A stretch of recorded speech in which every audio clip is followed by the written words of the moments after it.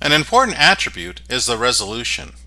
This measures how many pixels goes across within 1 inch of an image, hence the term pixels per inch or PPI.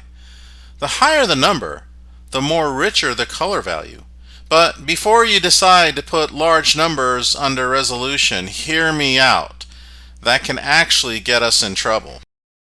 Which number you enter in resolution depends on what you're creating and how you plan on delivering that product.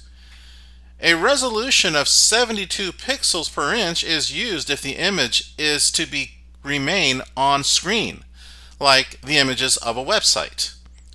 Even if you were to create a document of 300 pixels per inch, it will be viewed at 72 if it's left on screen.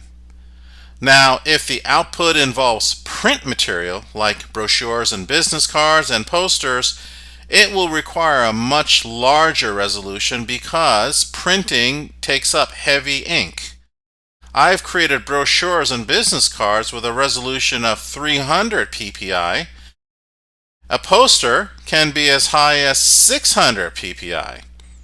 But for on-screen only, and for these tutorials, let's keep the resolution at 72 and leave it at that. But be careful of how you enter numbers. A common mistake my students make is sometimes entering a larger number, like 1,000 meant for pixels, but select inches instead. Imagine the strain it takes for a computer to open an image that's 1,000 inches, or around 83 feet. Now, that's large. Now, graphic designers most likely create graphic elements using inches, since some of their products have standard dimensions. For instance, a brochure is typically 8 inches by 12 inches, business cards are typically 3.5 by 2, whereas web designers are more likely to use pixels because they're more concerned about how a website appears on a monitor.